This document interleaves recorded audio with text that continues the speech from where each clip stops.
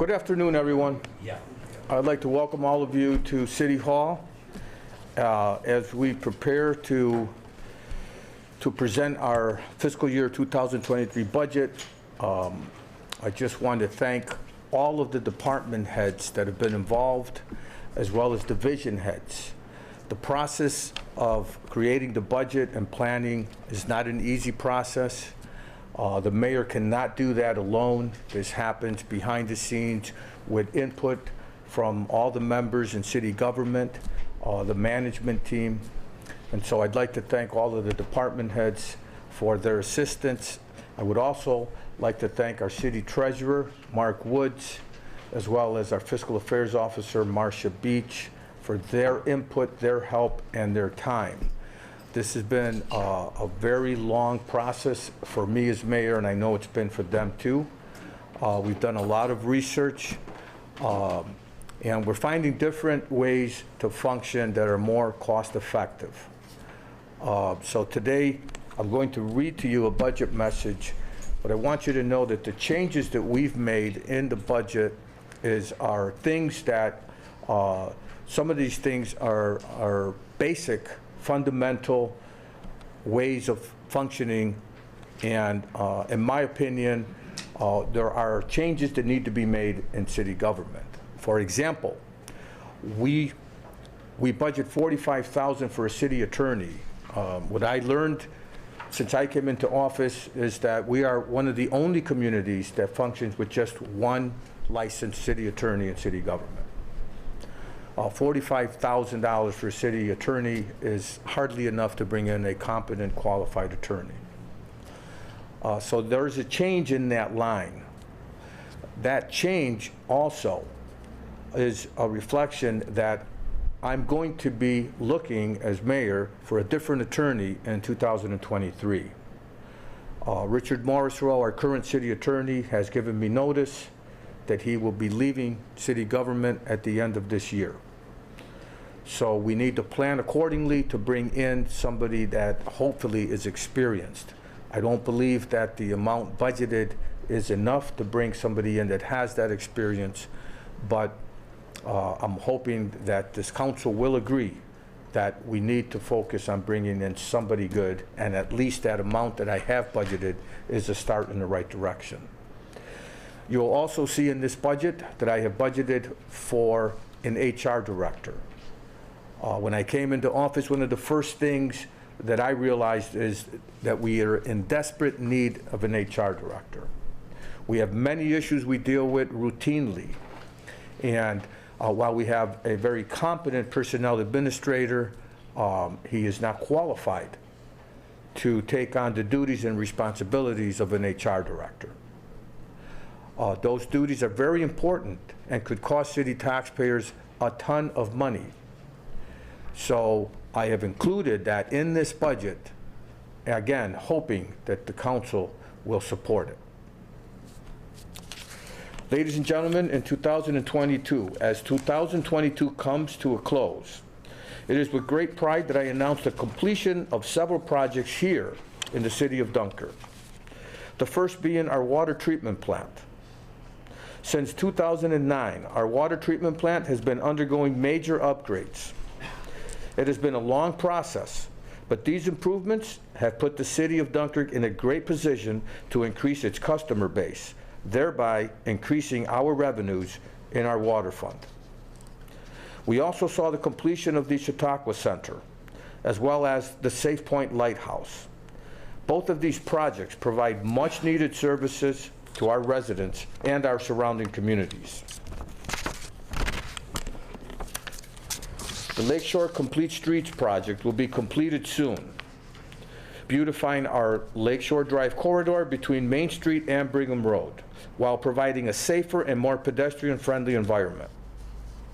In 2021 and 2022, the American Rescue Plan Act delivered funds to the city of Dunkirk in the total amount of $10.8 million. Per the United States Treasury's final rule, we elected to take the $10 million standard allowance in the category of revenue replacement. This category, often referred to as lost revenue, allows all municipalities who receive ARPA funding to recoup the loss of revenue experienced during the COVID pandemic. The city has chosen to recoup a portion of this lost revenue in the 2021 and the 2022 budgets. In my discussions with other mayors, we are all following the recommendations of the U.S. Treasury as well as NICOM. I am proposing we recoup lost revenue again in 2023. This will allow the city to use ARPA funds on expenditures including salaries of local government public safety employees, park improvement projects, purchasing updated equipment for local government operations, renovating public buildings and facilities, infrastructure maintenance, modernization of cybersecurity, equipment and supplies for police and fire services. In 2023, the city will continue the ARPA-funded projects approved through resolution by our Common Council and will follow the guidelines for the expenditure of these funds provided by the United States Treasury.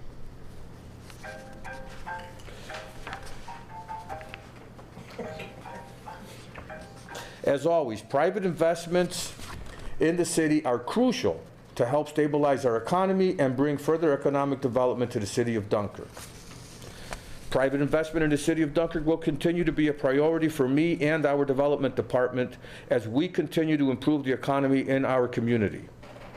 Refresco is continuing to invest millions of dollars on their expansion project, which is expected to bring in another 15 jobs into the city of Dunkirk in 2023. ECR is initiating an expansion project. They expect to invest approximately $3 million in the infrastructure of their facility. This project is expected to be completed in 2023 and will create 30 new jobs at this plant located in the city of Dunkirk. In 2023, some positive technological changes will be happening in the city of Dunkirk, including the expansion of Wi-Fi services, the installation of a high-tech security camera system throughout the city, and the installation of solar phone charging stations will be seen in city parks and the boardwalk area. In addition to these improvements, in 2023, the city is planning to install electric vehicle chargers scattered in public areas throughout the city. This project will be funded 100% by New York State at a cost of over $300,000. The fiscal year 2023 proposed budget for the city of Dunkirk totals $26,376,325. The proposed budget includes 5 funds: the general fund, the water fund, the wastewater fund, the garbage and refuse fund, and the boardwalk market fund, and is balanced with respect to revenues and expenditures. With respect to the garbage and refuse fund, the city of Dunkirk has been officially notified by Chautauqua County that an increase in landfill fees is expected to be imposed to all municipal users in 2023. The amount of this increase has not been determined, and therefore it is not reflected in this budget. However, this increase may force communities like the city of Dunkirk to raise tipping fees imposed on our residents. I'm going to go off script a little bit and just let you know that it was probably last week our county executive announced that he was lowering taxes for county residents. But he didn't mention that he's going to be raising the landfill fees for all communities in the county. That increase will be pushed to all the taxpayers respectively in all of our communities, including the city of Dunkirk. So I want to let council members know that an increase may be coming if we cannot absorb that increase. The residents of Dunkirk, like all other Americans, are feeling the effects of our current economy. I receive phone calls daily from our residents, of which many are retired and live on a fixed income. The last thing I want to do is add another burden to them. Ladies and gentlemen, we will not be raising taxes next year.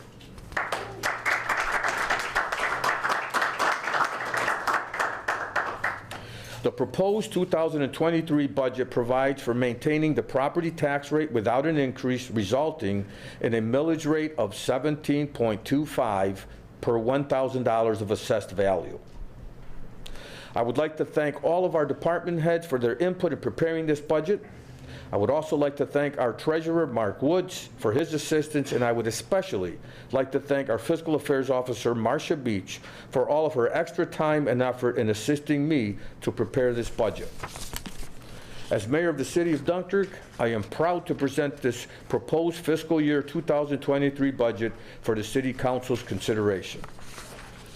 At this time, I'd like to have Mark Woods and Marcia Beach come to the front here, please.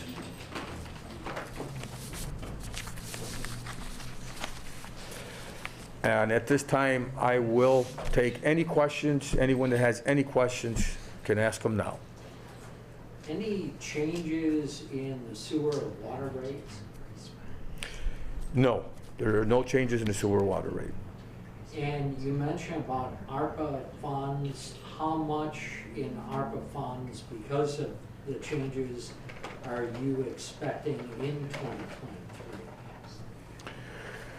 Well, we've actually received all of our ARPA funds. Right, so you received the two tranches. We've received it, and we basically pull it into our budget as we spend it. Okay. Okay? We spent about half of it so far, and I mean, we do have several projects that have been approved. Everything's been approved by council and through resolution. So we have until 2025, is that right, Mark? Yes. To actually spend all the funds. So some of the items that we have purchased or will be purchasing are things like garbage truck, the LED conversion project, the citywide hazard pay, mowers and gators for the parks, police radio upgrades, DPW trucks, police vehicles, fire command vehicle, wastewater ventilation system, police plate readers, Route 5 waterline project, and it goes on, new server at City Hall, roofing, maintenance and repair, Amtrak feasibility study, fireboat, a boiler at fire headquarters, generator for City Hall, turnout gear for fire, you know. So there's been a bunch of things that have already been approved by resolution. So these are things that we're planning and they're included in the budget. I can tell you that in preparing my budget, I worked closely with some of the other mayors, including Eddie Sundquist, mayor of the city of Jamestown, who, by the way, is presenting his budget as we speak as well.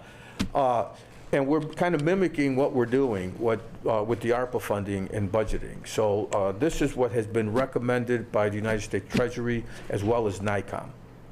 So.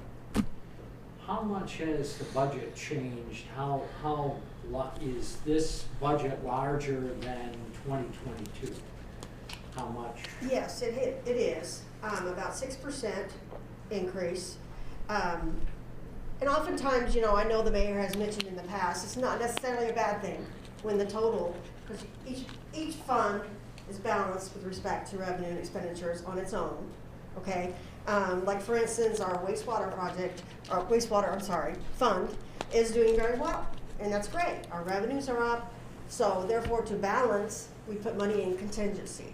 That's kind of our plug, if you will. If you think of revenues minus all the expenses that we anticipate, the difference is what we put into contingency. And that's up $250,000 in this budget, which is phenomenal. So it's not necessarily a bad thing. Of course, sales tax revenue is up.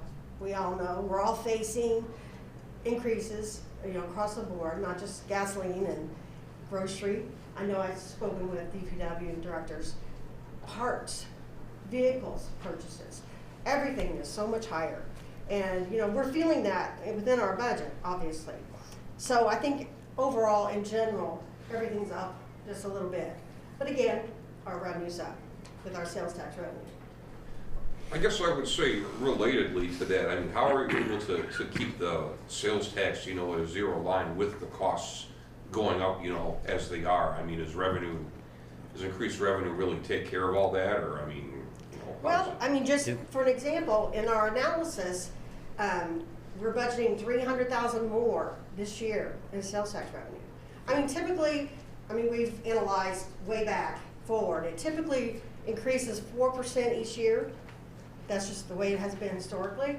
Mhm. Of course, when all this happened with gasoline prices and everything, it jumped, considerably. So, we're being very conservative. The mayor always, is very much on the conservative side. It's a lot easier to do a budget modification to increase revenue than it is to take it back down. So, he always is. So I guess, in answer to your question, does 300,000 cover all of our part Well- increases? It's hard to say, but obviously it does make up for a good piece of that. What about It's- energy? Oh, go ahead. No, I was just going to say, in agreeing with Marsh, it's a conservative estimate, very, very much so. Energy transitioning, is that ended or will it be ending? Yes, that has ended. It was a 5-year program. We were able to squeeze 6 years out of it, but that has ended now. But there are other things happening in our budget as we continue to move forward. Some of the capital projects that we have to make payments on are coming to an end. They're starting to get paid off. So these are good things for us because it means that we don't have to raise taxes to meet our demands.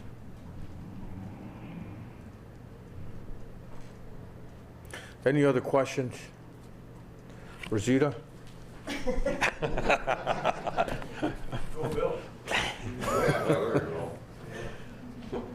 Okay, well, this concludes our presentation today. Thank you all for coming.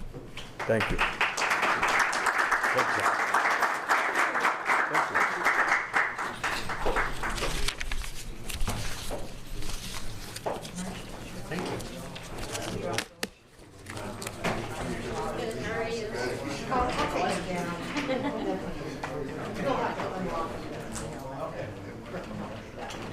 Congratulations, Mayor. Hey, take care.